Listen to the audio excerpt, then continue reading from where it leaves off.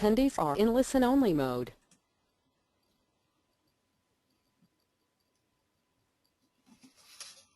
Hello, everyone, and welcome to the Webcast. My name is Christine Dursey Davis. I'm the Executive Director of the Ohio chapter of the American Planning Association and Vice Chair of the New Urbanism Division, and obviously a big fan of the Cleveland Indians. I'll be the moderator for today's webcast. Today, Friday, April 10th, we will hear the presentation, 10 Things You Need to Know About Airports.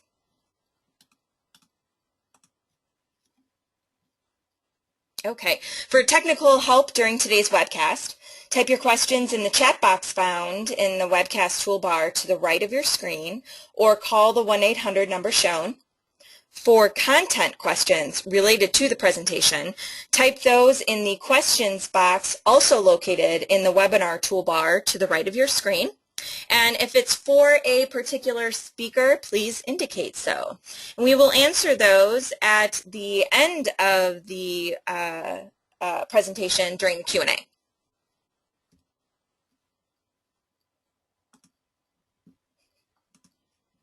Okay, on your screen is a list of our sponsoring chapters and divisions. I would like to thank all of those participating sponsors for making these webcasts possible and free to members. And today's webcast is sponsored by the Virginia chapter. To learn more about all of APA's chapters, visit planning.org/chapters, and to learn about the divisions, planning.org/divisions. On your screen is a list of our upcoming webcasts.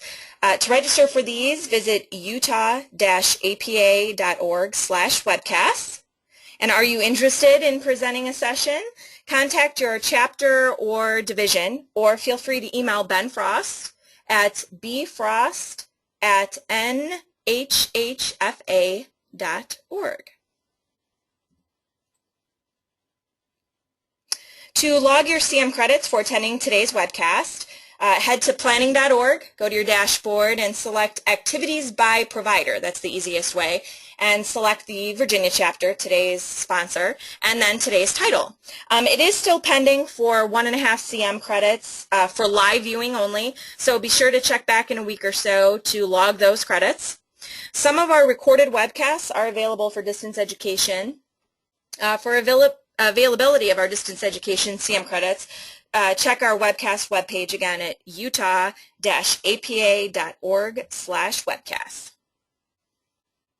And like us on Facebook, Planning Webcast Series, to receive up-to-date information on our upcoming sessions.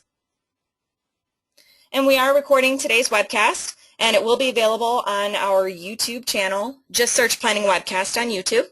And a PDF of the PowerPoint will be available at ohioplanning.org/planningwebcast.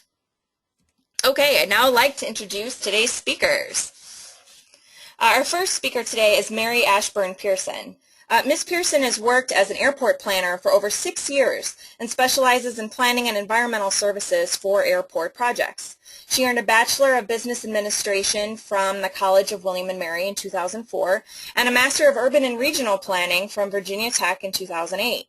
Outside of work, she serves as a board member for 2 organizations in her hometown of Richmond, Virginia, the Partnership for Smarter Growth and the Friends of the Richmond Public Library. Our second speaker is Roy Lewis. Mr. Lewis has over 35 years experience in the aviation industry, much of which involves airport and aviation system planning. His broad experience base includes 15 years with major airlines, Eastern and Delta, 5 years as Director of Aviation Services at Richmond International Airport, and 15 years with Delta Airport Consultants, where he serves as Vice President, Director of Planning. His role with Delta includes leading a team of planning professionals that develop airport master plans, environmental assessments, and assist airports in coordinating development plans with federal, state, and local government agencies. He holds a bachelor's degree in aviation management from Auburn University and is an accredited airport executive the professional certification of the American Association of Airport Executives. He is also a member of the American Institute of Certified Planners. Roy is based in Charlotte, North Carolina, and is an active private pilot with multi-engine and instrument ratings. With that, I am going to turn it over to Mary Ashburn.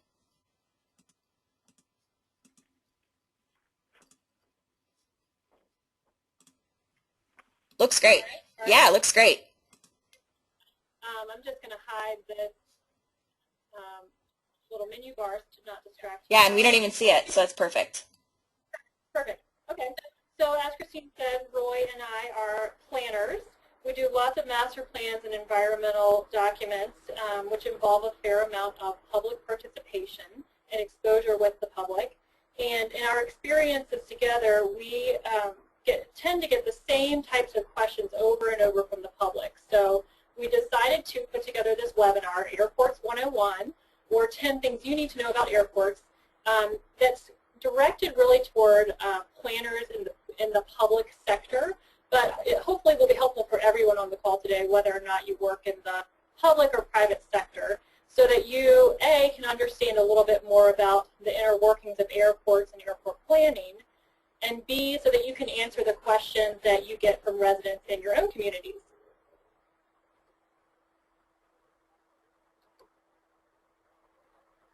Let's see, I'm trying to change the slide. Sometimes the first slide can get sticky. If you just right-click your mouse and hit next, it'll go for sure, that first slide. Okay. There we Perfect. go. Okay, a little bit about us really quickly. Roy and I work with Delta Airport Consultants Incorporated. We are a full-service aviation consulting firm, and yes, airports that's all we do. We focus on airports. Delta is based in Richmond, Virginia, and that's where I work, and Roy is out of our Charlotte office. We have 8 offices around the country, and 70 aviation enthusiastic employees. Here's a little representative sample of the Delta family, and just to give you an idea of who is talking to you today, I isolated our faces. You can see our smiling faces who will be talking to you for the next hour, hour and a half. So just to give you, Christine introduced Roy and I, just to give you some more background on Roy, as you know, he's been working for about 36 years in the aviation industry, and he's been doing airport planning for the last 15 years. And I'll tell you guys, he is much easier to deal with these days than he was last fall when he was studying for the AICP exam, which I'm happy to announce that he passed on the first try in November. Which I am very happy of as well, Mary Ashburn. Thank you very much. And although Mary Ashburn has been active in airport planning, as Christine said, for over 6 years, she's more accustomed to traveling through an airport than she is working at them.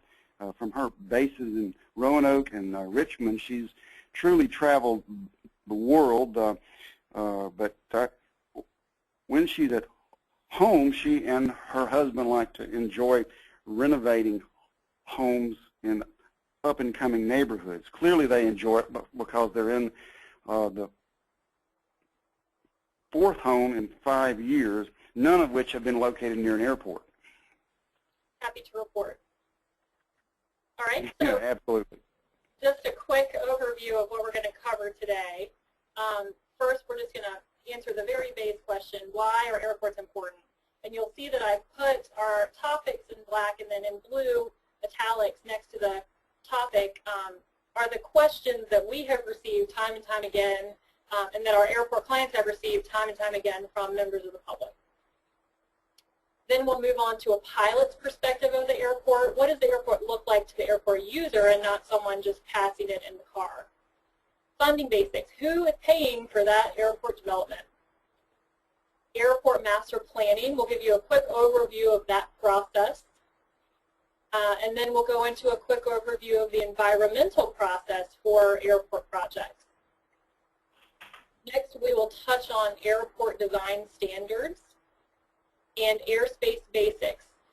These are regulations that, federal regulations that all airport planners obviously need to follow. Noise basics. This is probably, I'm guessing, I'm going to take a wild guess and say this is a topic in your community if you have an airport nearby. And then that'll lead us to compatible land use techniques. And we'll end by providing sources for planners who want to learn more.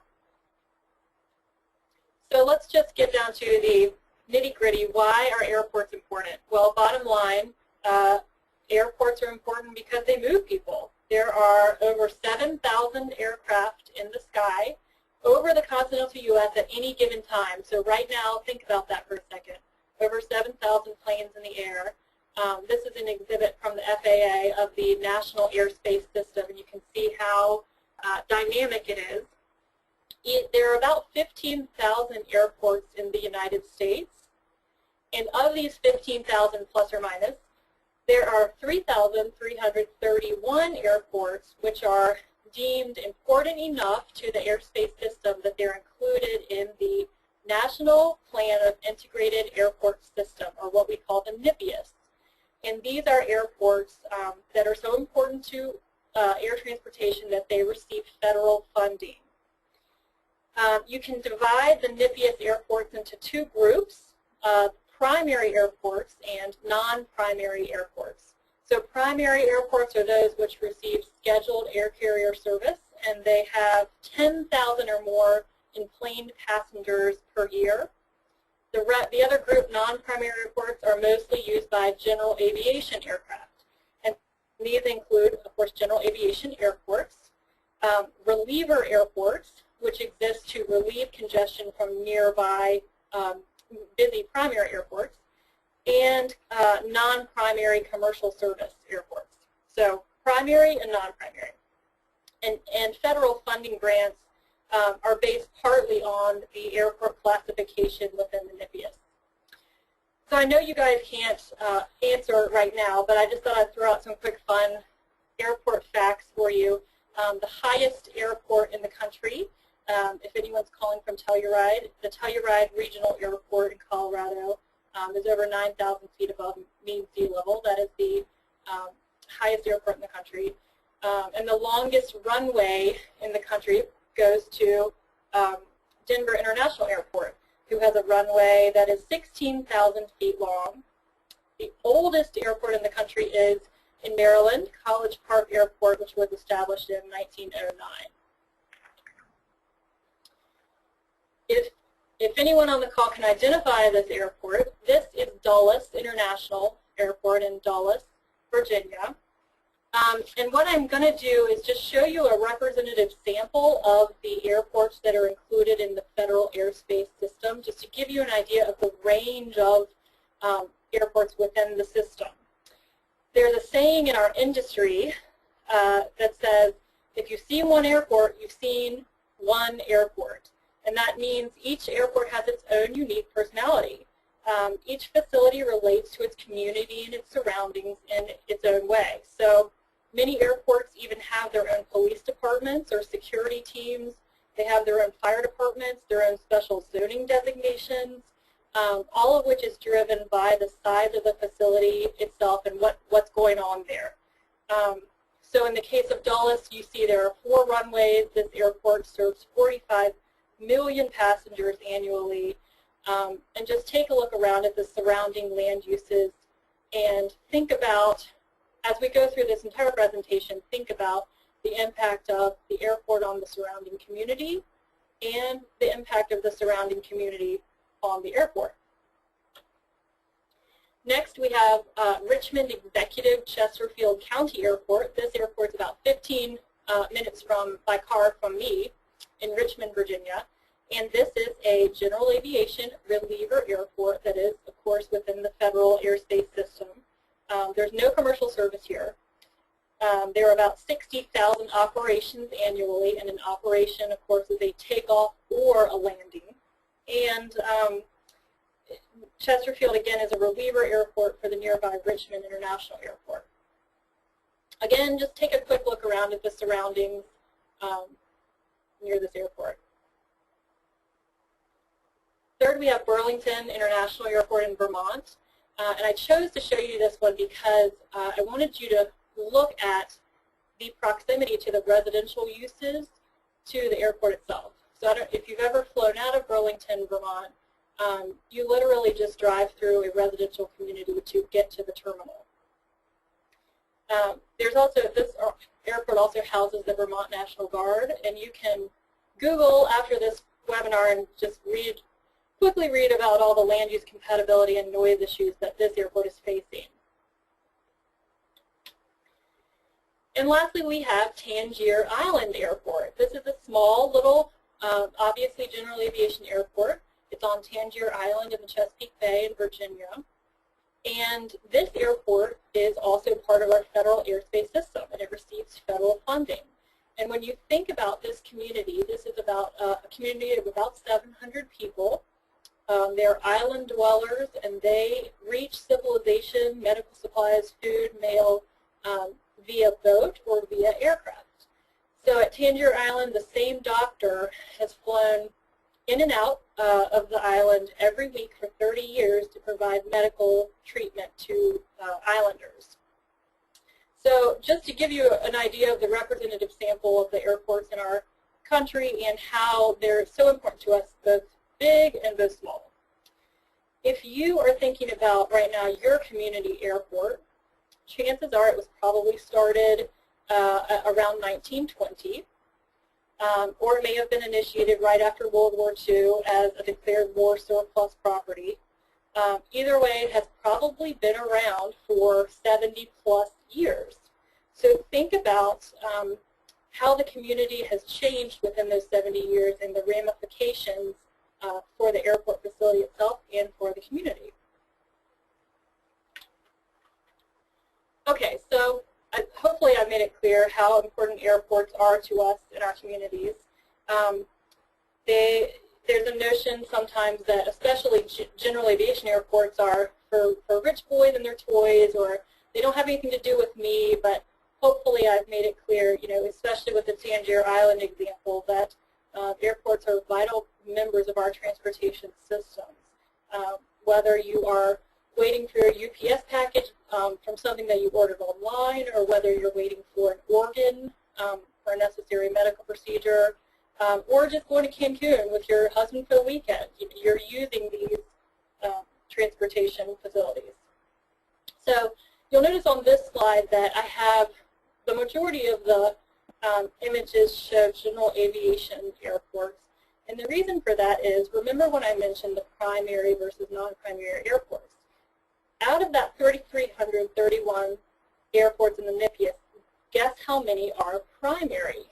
There are 389 primary, or 11% primary, and the rest are non-primary, again used mainly by general aviation aircraft. And now I'm going to turn it over to Roy, who's going to talk about the airport and in relation to the pilot.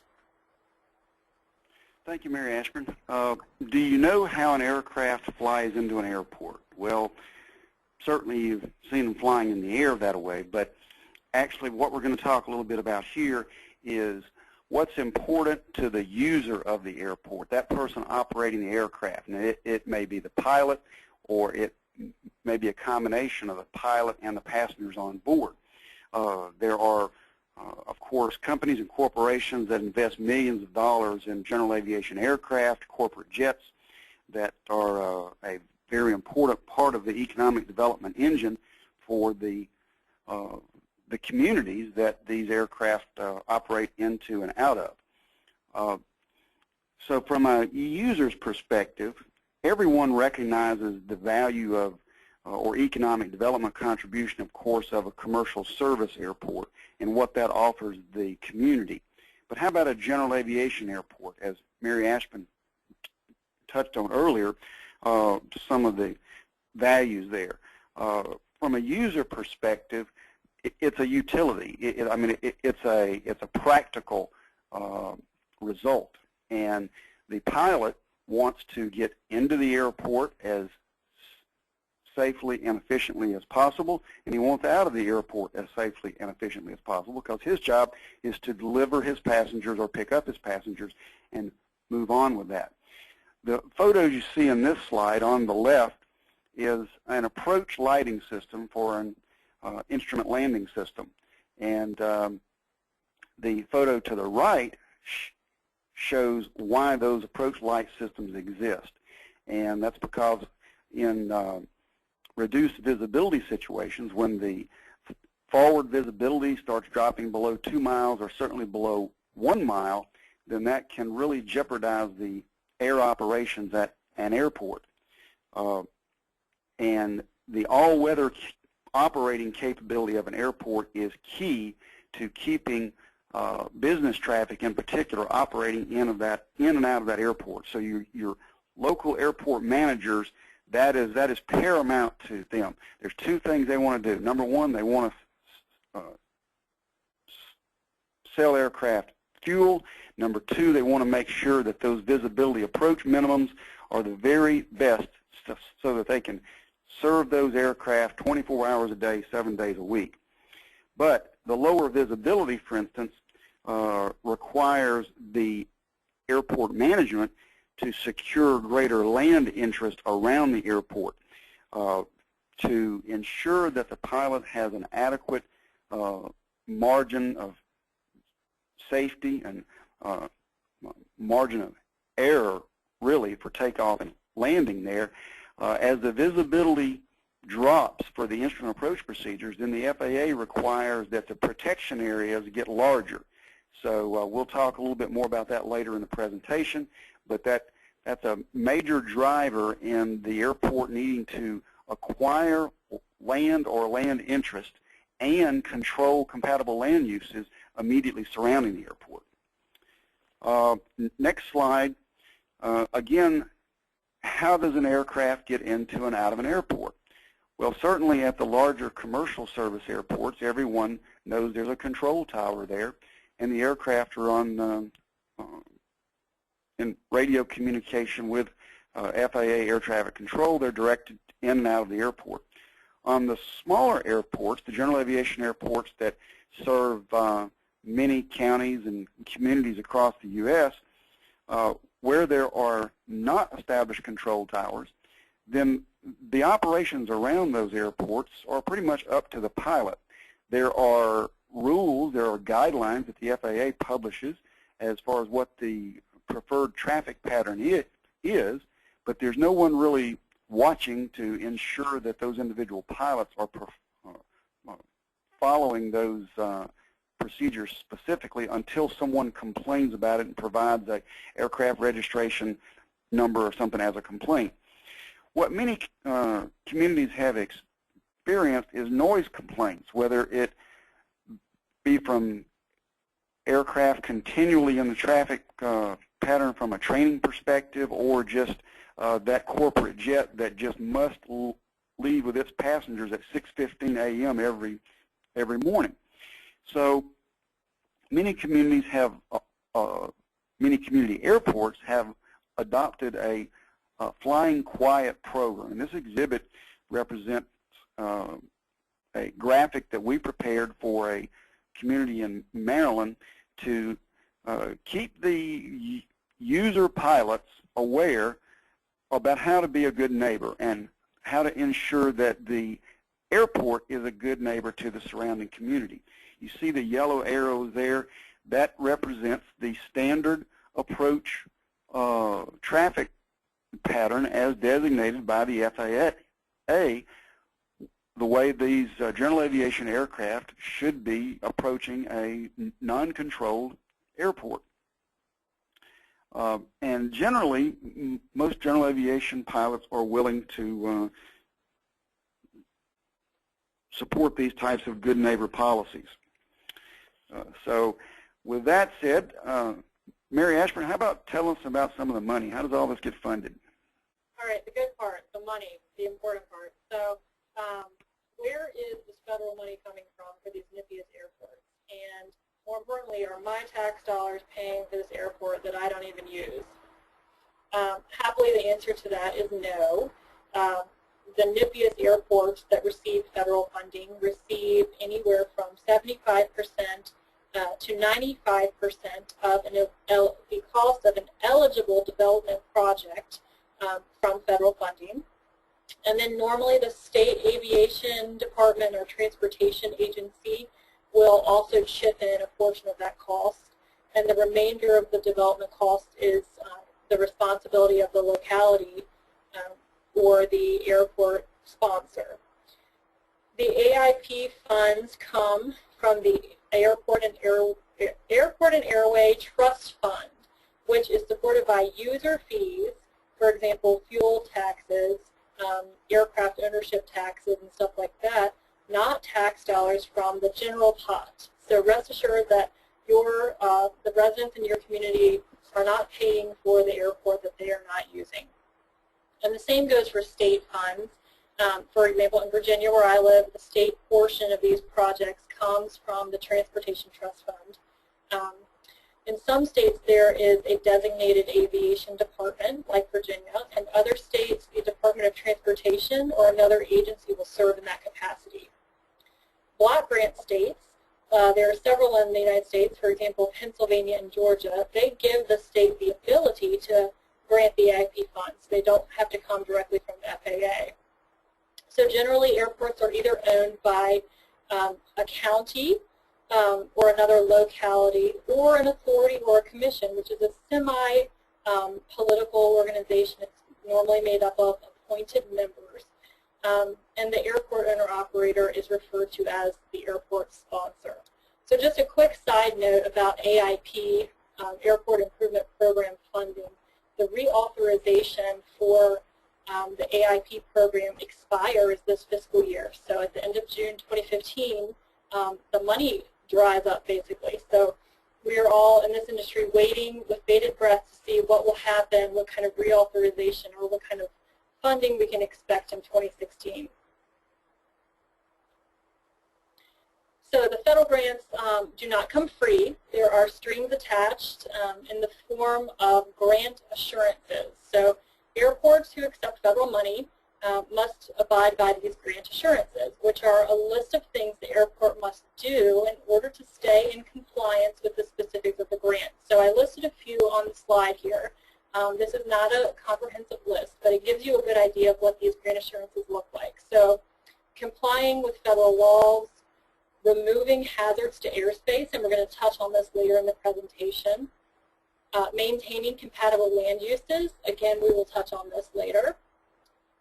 Airport revenues must be used and reinvested in the airport, and this is really to gain economic self-sufficiency for the airport. So, you know, ostensibly less grant funding would be necessary. And then keeping their airport layout plan, their ALP, up to date, which we will explain on the next slide. So I'll hand it over to you, Roy. Thank you very much, Mary Ashburn. Yes, the ALP is a, as she said, airport layout plan is a drawing set that is generally the results of an airport master plan, which is much like a community comprehensive plan. All airports in the NEPA must have approved ALPs, and excuse me, to achieve an ALP is usually the result of a master planning effort, and it's integrated with community plans and the local vision. The graphic that we have here are some examples of two products that we've prepared recently for client airports, as well as the advisory circular from the FAA, which highlights the way that process is to be completed. One question would be, how many of you typically have your local airport master plan available to you when you're preparing or reviewing a community comprehensive plan? Because the comp plan integration is key. When we prepare an airport master plan, we often review the comp plans, and it's surprising, but from time to time we actually find community comp plans that have no reference to the community airport or their plan of development for the next 20 years or beyond. The next slide highlights the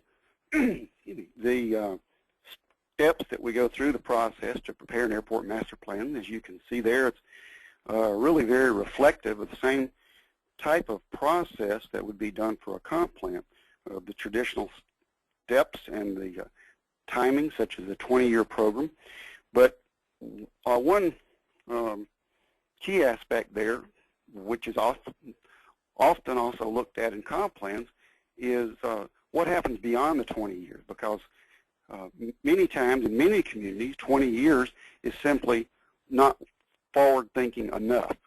And that's something we'll talk about a little more, too, as we go forward in the presentation about why things should look out even beyond the 20-year period that the FAA will support for master plan funding. On the next slide, excuse me, we talk about the actual drawing sheet that's produced from the ALP. This is the only document throughout this process that the FAA actually approves. They actually signed the airport layout plan sheet. And the square that Mary Ashburn is going to produce right there in the middle of the slide, that's just to highlight the runway for you, to give you a frame of reference.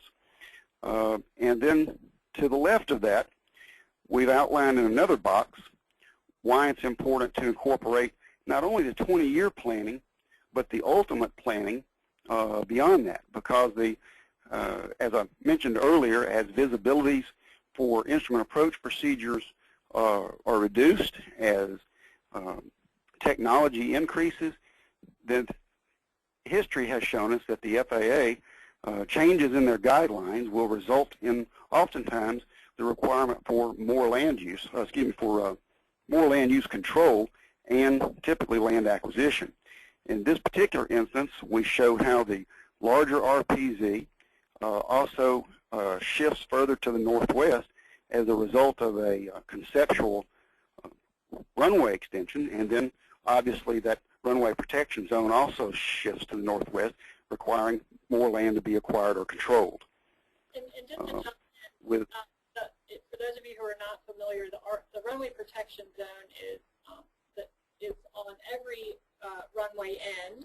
It may vary in size, but at each runway end has them, and the FAA requires that no people or property are located within the areas for the safety of the people or property. Very good point, Mary Ashburn. Thank you. That's the runway protection zone is a trapezoidal area defined that the FAA mandates the airport sponsors to control land use within, and the intent, as Mary Ashburn said, is to protect people and property on the ground. The research and history has shown that if an aircraft is going to crash near an airport, whether it's going to be on approach or immediately after takeoff, it statistically occurs more times than not within that runway protection zone area. So with that, Mary Ashburn, you want to carry us through some of the environmental concerns? I will. Okay, so once the ALP is drawn and it's approved by the FAA, can we start building? Well, no, not yet. We cannot start building quite yet, because if a project is federally funded, it must also conform to NEPA, the National Environmental Policy Act of 1969. So after the planning process happens and we have come up with a preferred alternative, we have to vet that alternative through the environmental process. So the NEPA is described as the basic national charter for protecting the environment. And through NEPA, Congress requires federal agencies to consider the environmental impacts of proposed actions and their reasonable alternatives. So if NEPA is triggered by a federal action, and a federal action includes, in the case of our airport planning, it includes things like projects which receive federal funding, which we talked about earlier, projects which require an ALP update. I mentioned earlier the grant assurances. One of the grant assurances is to keep your ALP up to date. So if the airport acquires more land, if the airport has a runway extension, anything like that, the ALP must be updated to reflect the current condition of the airfield. A federal action also includes the acquisition of land or release of land, as I just mentioned, or a new airport development project regardless of funding source. So Other laws triggered by a federal action include the Endangered Species Act, the National Historic Preservation Act, which protects historic and cultural resources, the Clean Air Act, the Clean Water Act, and many other environmental laws, all of which we have to take into account when we are producing a NEPA document. So there are 3 levels of NEPA. The Cat-X, the categorical exclusion, is the first and lowest level, and that basically means that the project is categorically excluded from preparing a detailed NEPA document. The next level is an EA, an environmental assessment, and the finding after an environmental assessment is complete. We're hoping that we will get a finding of no significant impact from the FAA, meaning that the project will not have a significant environmental impact. And the third highest level of NEPA is an EIS, an environmental impact statement. And the finding on an EIS is called a record of decision, a ROD. So all NEPA documents require some level of public involvement, as I mentioned at the opening of this presentation. And the level of public involvement really depends on the size, the complexity, and the level of controversy related to a project. So for example, if we were working on a major runway extension, that would probably require a high level of public involvement, probably a formal public hearing, several public open house sessions, etc. Whereas a much less controversial, smaller project on an airport property may only require that the public be able to review the document, the draft environmental document. So I wanted to just list very quickly the environmental impact categories that NEPA includes. And we go through each one of these categories and analyze each one for each proposed project that we're working on an airfield. And I quickly just highlighted the 3 that I think are most applicable to this audience. I assume most of y'all are planners. So compatible land use is one of the environmental impact categories. The Department of Transportation Section 4F properties are protected under NEPA. We're required to analyze those in our NEPA document.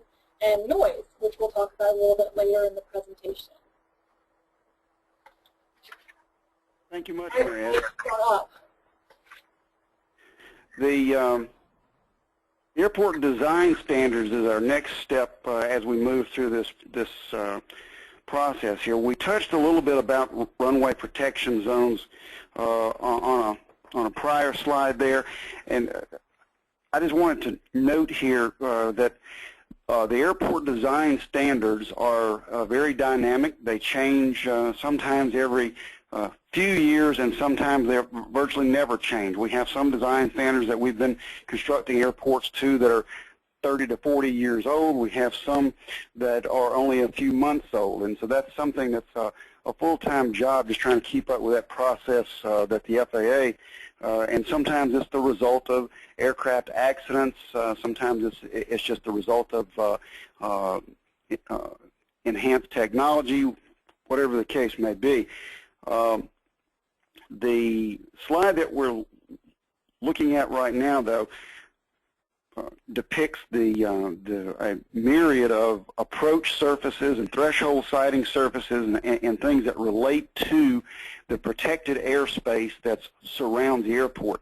Mary Ashburn's going to have another view of this, kind of a plan view that will depict almost a racetrack later on. We'll talk a little bit more about that. But as we go to the next slide, we see a more detailed view about what the runway protection zone construction really is. There's it's the middle of it is actually an extension of a runway safety area and a runway object-free area, and then you have, as you get off the end of the runway, you have these wings on each lateral side of that as the controlled activity area. And again, the size of that trapezoidal shape either increases or decreases directly related to the visibility of the approach minimums for a aircraft flying into the airport.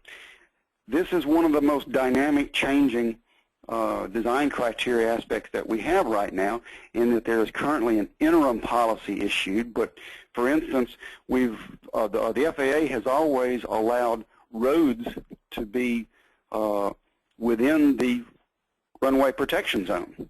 That's no longer the case.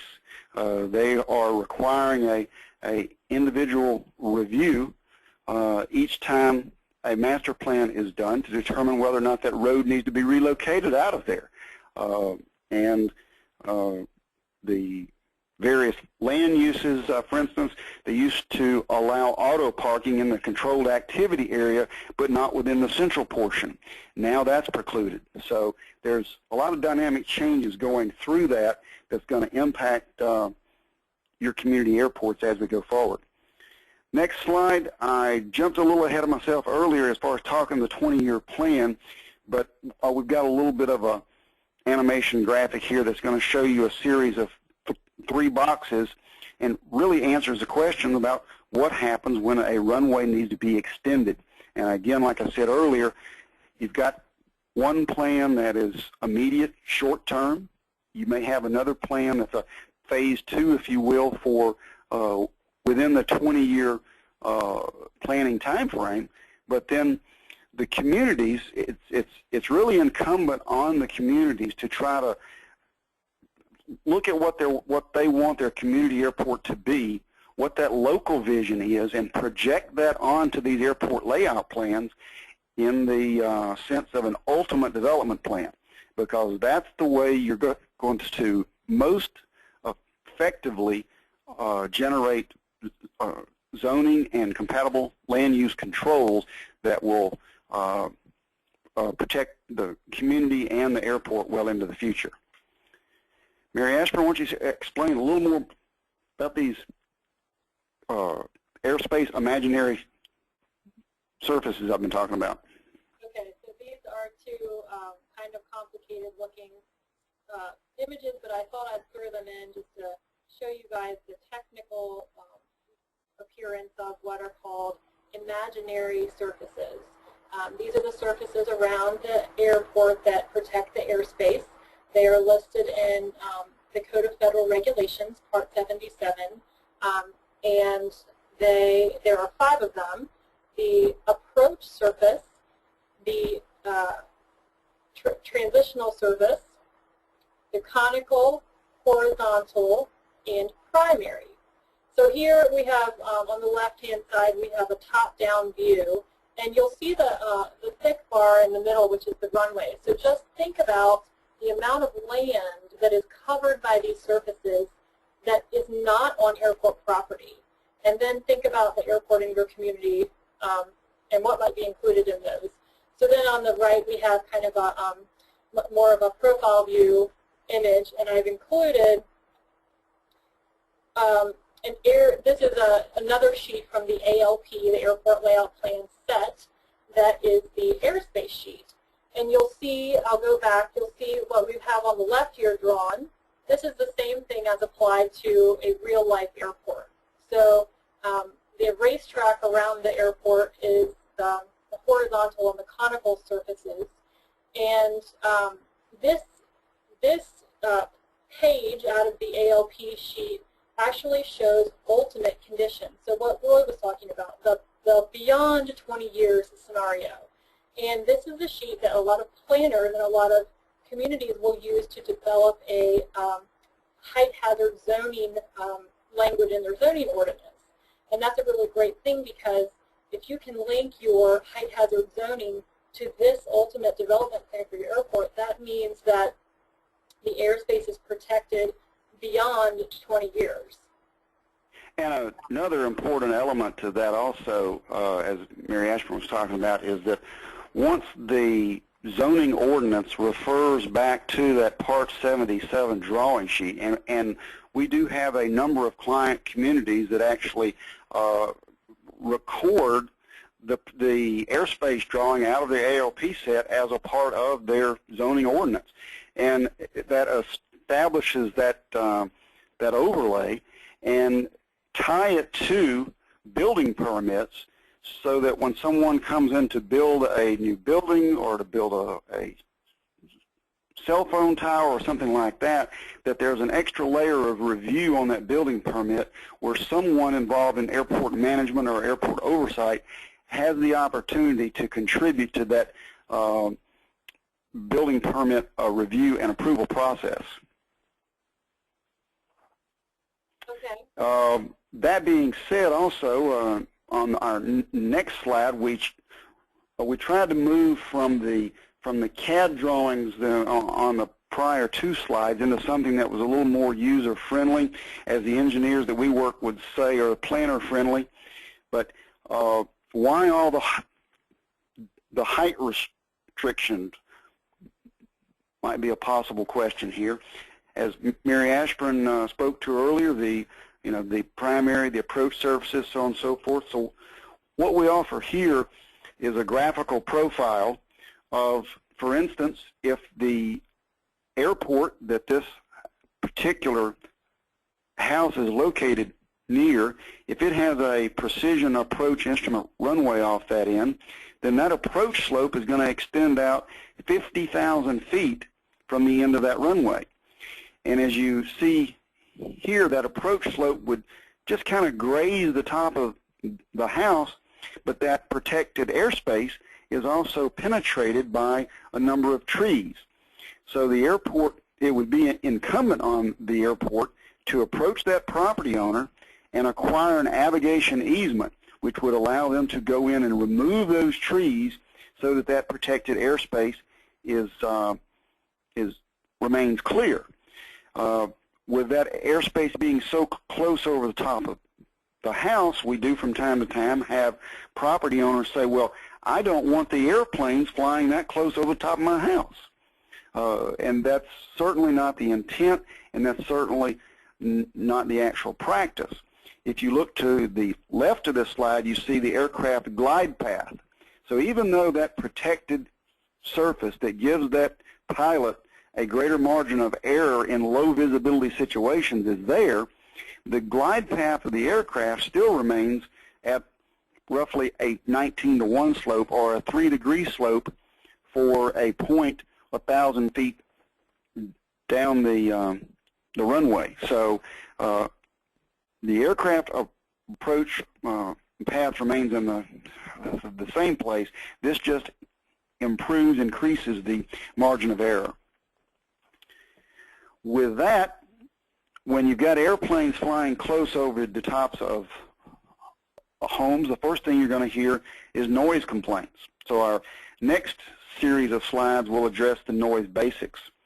Noise, as we all know, is perceived differently by different individuals. What's noisy to one person may not be noisy to another. That could be an aircraft, it could be a Harley motorcycle, could be a baby crying, or even a baby laughing if it's in a nice restaurant sometimes. But in any case, it's the determination of an undesirable sound, of course. Excuse me. And the FAA has tried to develop a metric that would be appropriate to gauge noise impacts at all airports, whether they're commercial or general aviation, and all across the United States. And that metric is developed through an integrated noise model program, and it produces contours, if you will, noise contours that are referred to as noise exposure maps, and that measurement is the DNL, or day-night average sound level. And through this research that the FAA has done, they determined that the 65 DNL line is what is appropriate for most land uses surrounding airports. There is a part of the FAA guidance that outlines even some industrial uses or commercial uses that could be inside the 65. But for all intents and purposes, airports and the FAA use that 65 DNL as the point of delineation. And then anything that's louder than that, anything that's closer to the airport than that 65 DNL line then is evaluated through a noise study referred to as a Part 150 analysis to determine if there's a control plan that needs to be implemented or some type of mitigation action taken, such as residential soundproofing or quite possibly acquisition of those properties and relocation of the individuals. Our next slides just show a couple of quick references. The next slide is Sierra Blanca. It's out in New Mexico. Clearly there's no incompatible land uses surrounding this airport, but we wanted to show this picture just to indicate where the property line, and that the goal always is to have that 65 DNL fall on airport property. So we'll continue a little bit of discussion about noise impacts and things like that as we transition into compatible land use with Mary Ashburn. Alrighty. So here is yet another exhibit of an existing noise contour around an airport. Again, this is back in Chesterfield, Virginia. And this is another sheet within the airport layout plan set. It's called the land use plan sheet.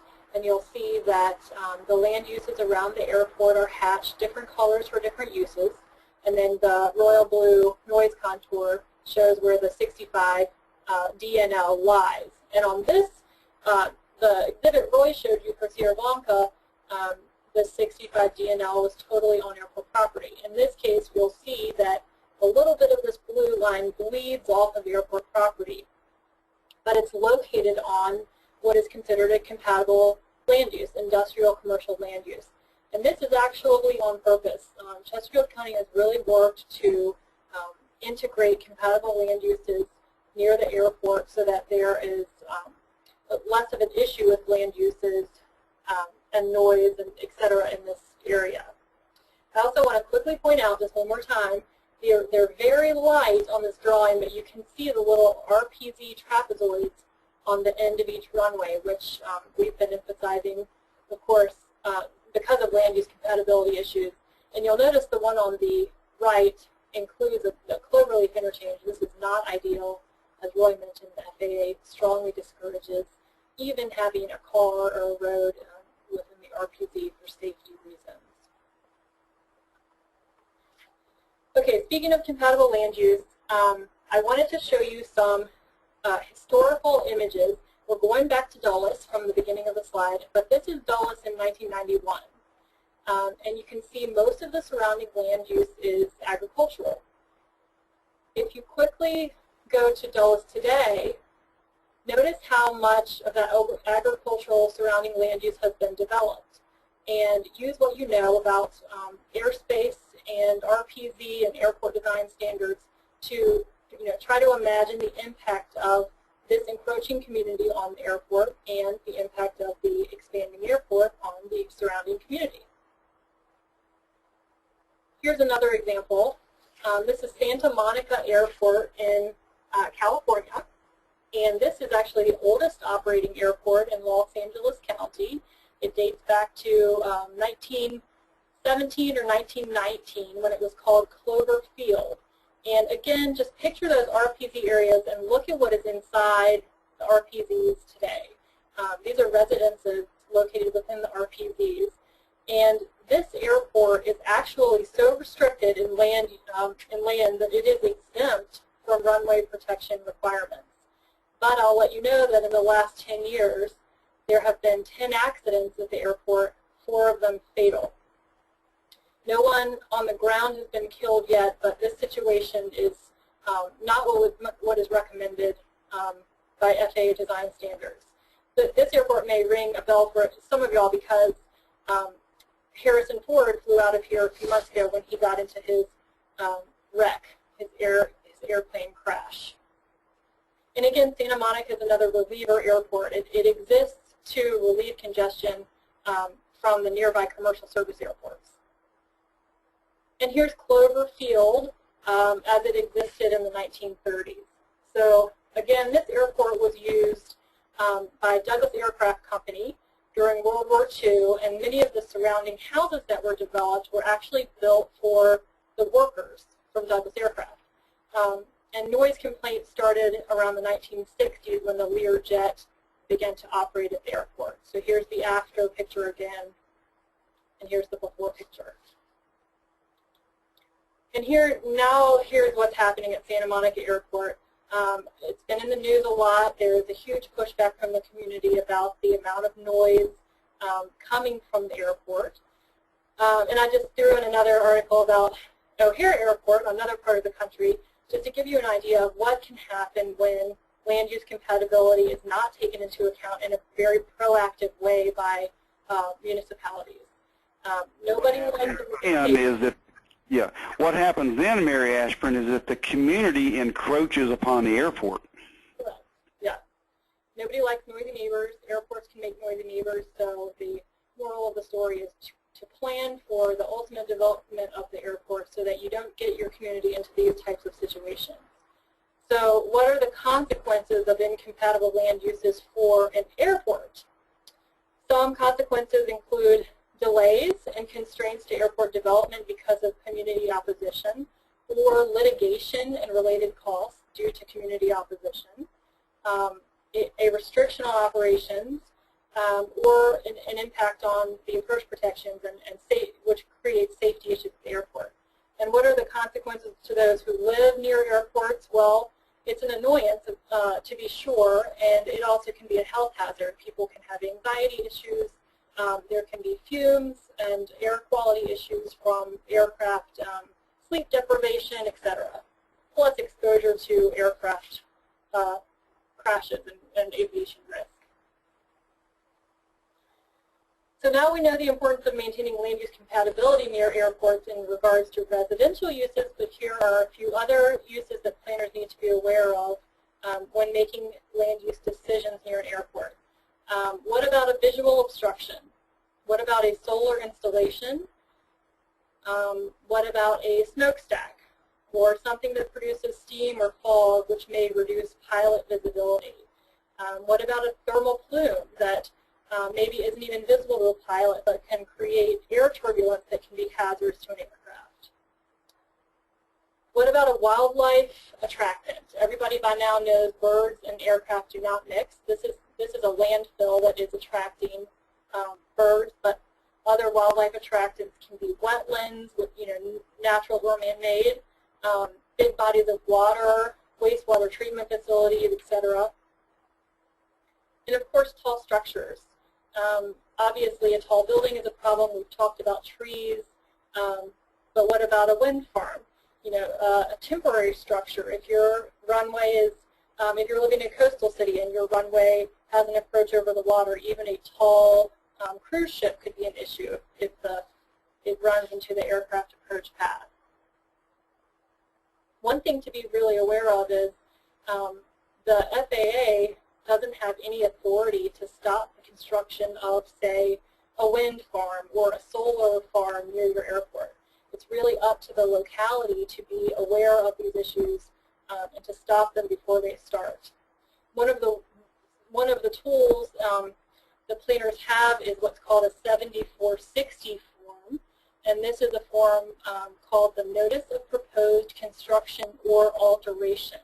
And so if someone in your community is proposing a tall structure near an airport, they're actually required to fill out and submit this 7460 form to the FAA, and the FAA will use the form to conduct a review, an airspace analysis to determine if something's actually a hazard. But again, the FAA's determination cannot halt that project.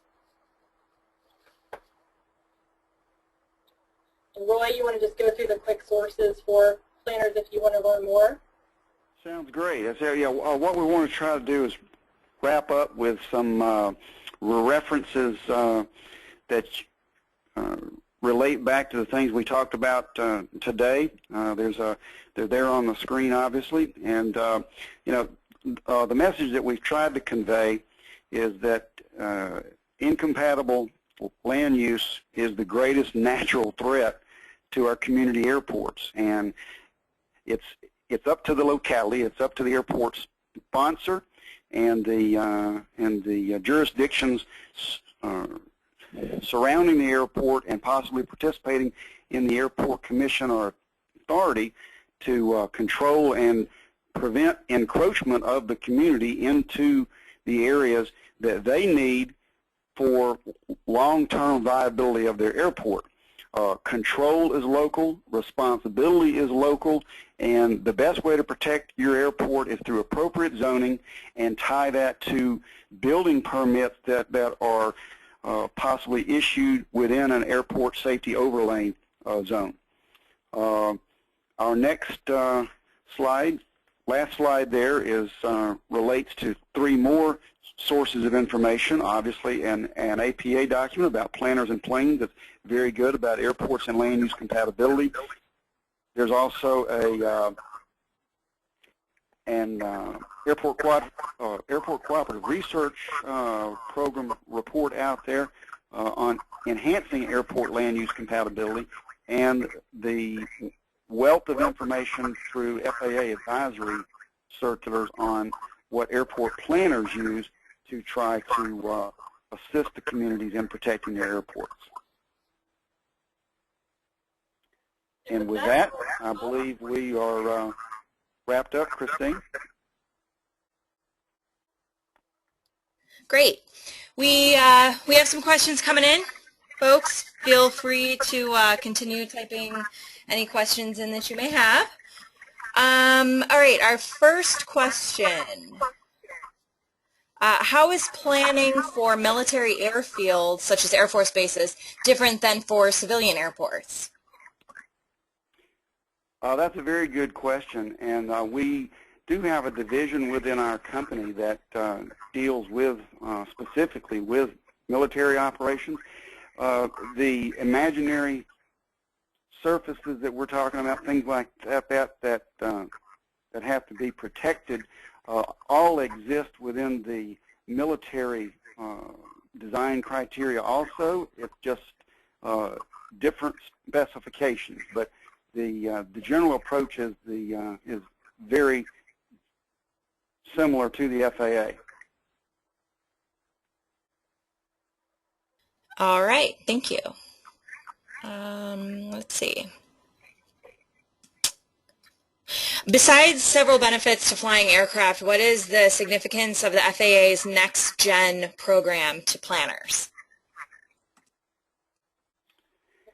The priority significance there to planners is the potential for changing flight patterns, where today, you know, the example that I had shown for the traffic pattern and the approach to airports and things like that, particularly for busier general aviation airports, as well as for the larger commercial airports, whether it be good or bad, next-gen technology is going to allow those aircraft to operate on different or changing approach paths and at different timing sequences.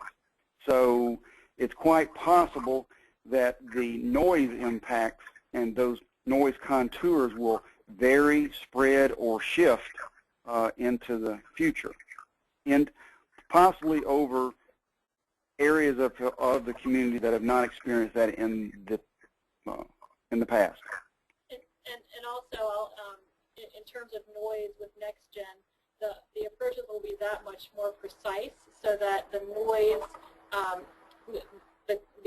the noise contour from the flight path should be a little bit thinner because it's much more precise of an approach path. Correct. Okay. Any news on the FAA's update to 14 CFR Part 77?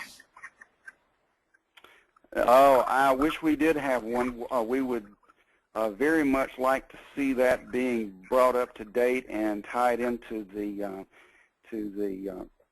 recent update. In September of 2013, they updated the design criteria for the first time in many years, and we're all looking forward to when Part 77 is brought up to be more in line with what we refer to as the design criteria 13A. No update on that as far as timing, though, no. Okay. Oh, this is interesting. How is the rise of remote control drones going to affect airport regulation? I'm going to let Mary Ashburn take that one. I thought he was going to ask something about drones. No, yeah. You can go ahead, Roy. Well, no, I was going to say it's still very early in the process.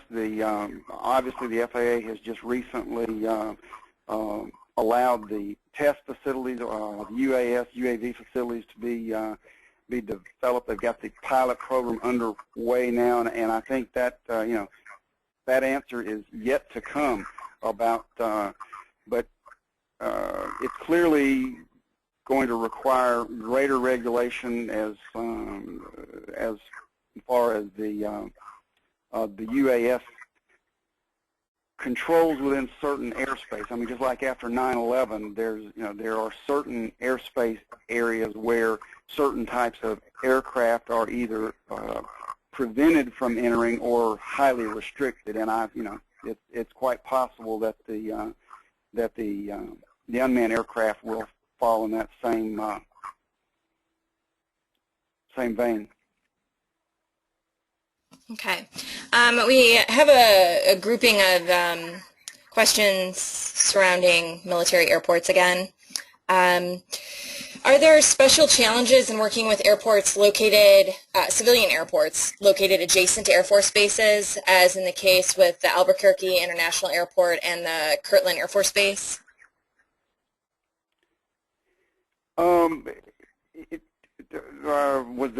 Was the question referring specifically to joint use air bases or just closely located? I mean, I can't be for sure if the person asking the questions wants to type in, but I think it just might be adjacent.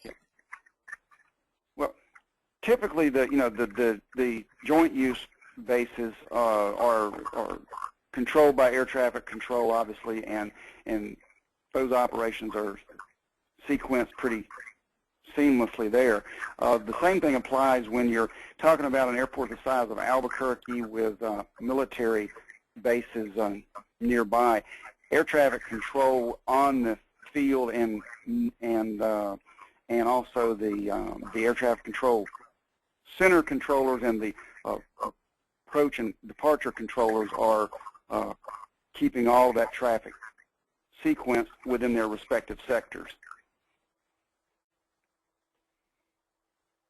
Now, from an airport planning perspective, just to answer that question just a bit more, we do periodically get into a concern where a civilian airport may want to improve their approach minimums, for instance, and the approach path for an instrument landing system or something like that would present a conflict to a pre-existing military operational area, and that is something that is usually the military operations will take precedence over something if they already exist like that. Okay, this is an interesting question. I'm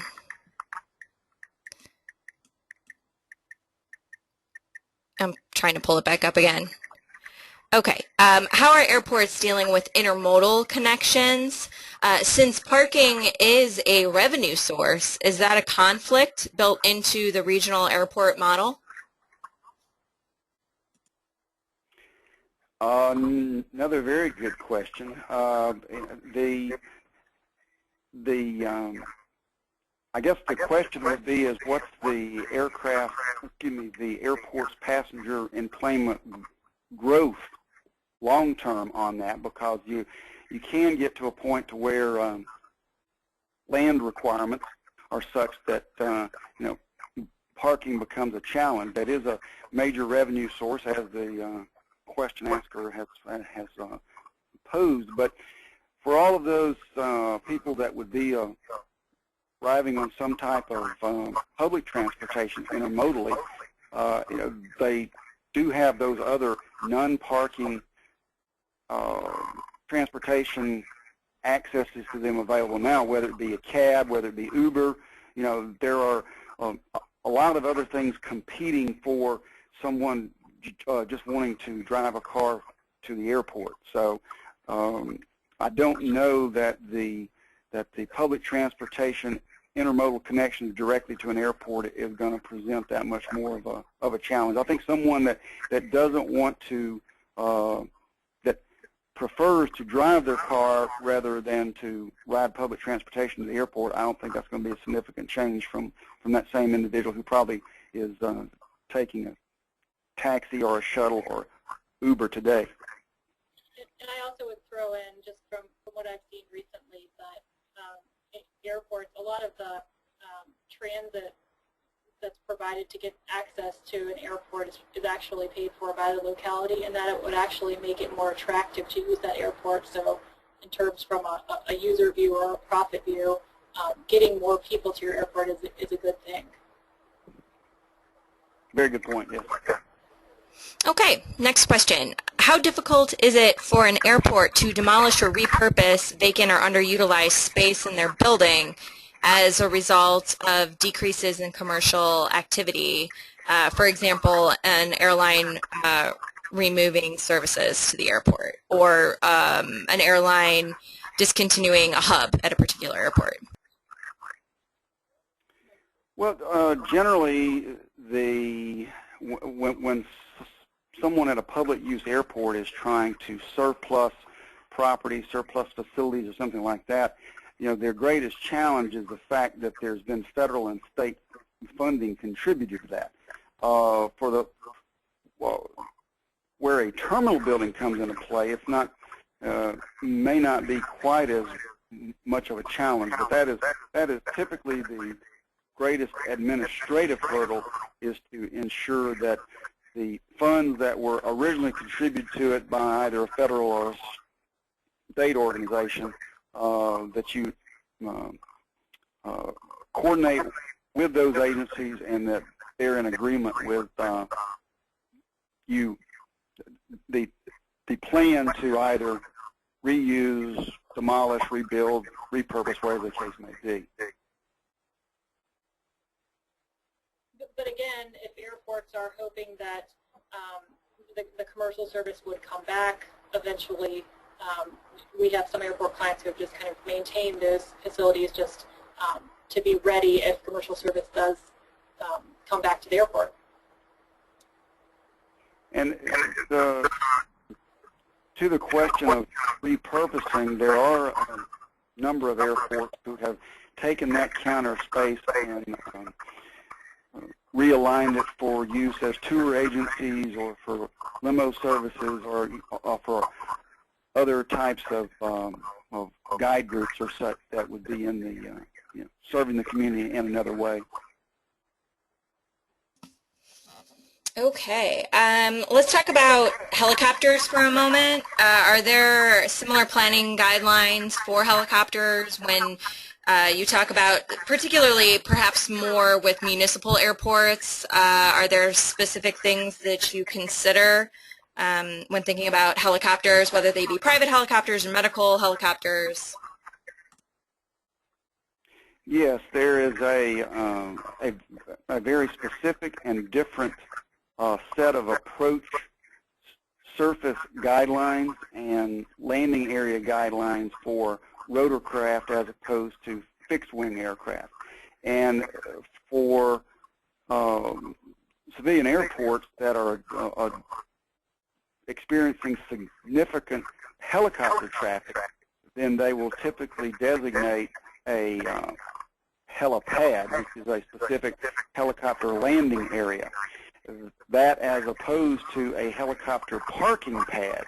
There are general aviation airports that have nominal rotorcraft operations will typically publish in the airport directory, airport facility directory, that rotorcraft are to follow the same traffic pattern to the airport as fixed-wing aircraft, and then hover taxi along the taxiway to a parking pad. And this prevents the airport from trying to establish the specific helicopter parking, helicopter landing area, and the potential conflicts that would come from that with fixed-wing aircraft. Okay, thank you. Yeah, there's a really big echo going on. Roy, is your cell phone on speaker or no? No, I am on a landline and I'm not on. Okay, all of a sudden there's a crazy amount of echoing. Mary, are you getting that? I'm not getting Okay, how bizarre. Okay. I am getting it on this end. Yeah, now all of a sudden I am too. So I apologize. Some of you may get the echo, some may not. We just have a few more minutes here. Could you discuss how incompatible land uses are addressed, such as the wildlife refuge at Jamaica Bay near LaGuardia?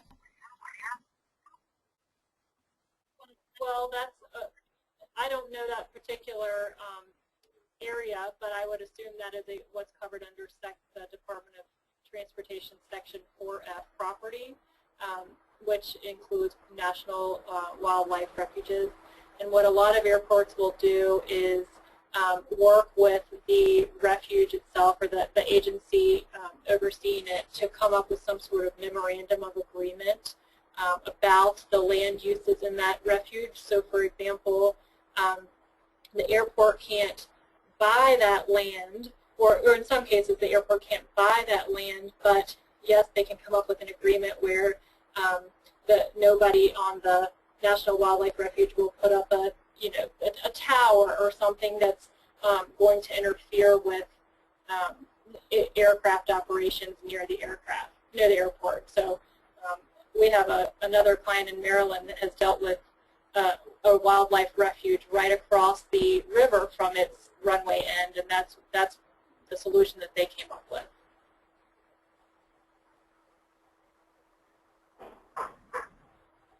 Okay. Let's see what else. I think there's 2 more questions here.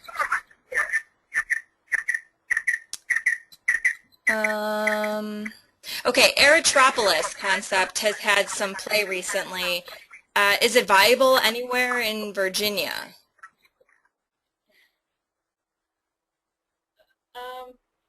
Roy, I mean, this is probably a better question for you. I've heard of the Aerotropolis that they're working on in Atlanta. There's a lot more space available for development of, they're doing some sort of Porsche race car track, et cetera, in that area. I don't know how much land is available around Dulles or another larger airport to create an Aerotropolis with a similar effect, but it is a fascinating concept for sure. I've not heard of it being proposed in Virginia. I would agree with that. I think Denver is another example of that. Let's see, I think there's one more question. What is your knowledge about the success or failure of lawsuits claiming impacts and diminished property values due to airport operations? That's a touchy one. Go ahead, Roy. What was the question one more time, Christine? I'm sorry.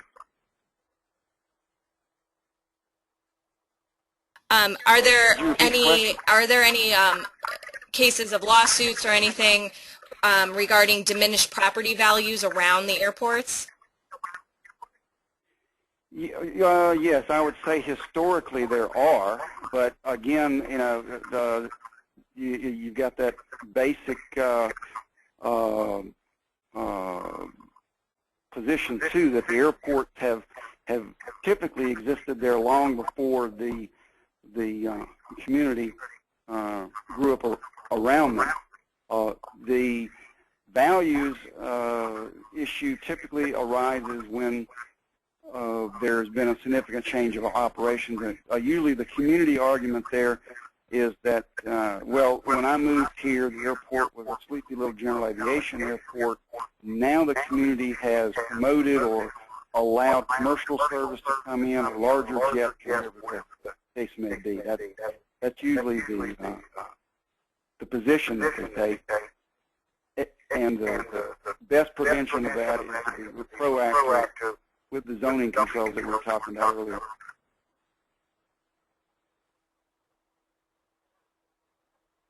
Okay. Well, I think that's probably going to wrap us up for today, especially since I think some people are all of a sudden having some sound quality issues. So if anyone has any other further questions, feel free to email our speakers. I know there's just a couple questions left. So with that, I want to thank Mary Ashburn Pearson and Roy Lewis for joining us today and talking with us about airports and airport planning. It's quite a specialization, so at least from my perspective, it was interesting to kind of delve into this really specialized topic. So again, thanks to the two of you, and thanks to the Virginia chapter for hosting this webcast. And everyone, we will talk next time. Thank you. Thank you.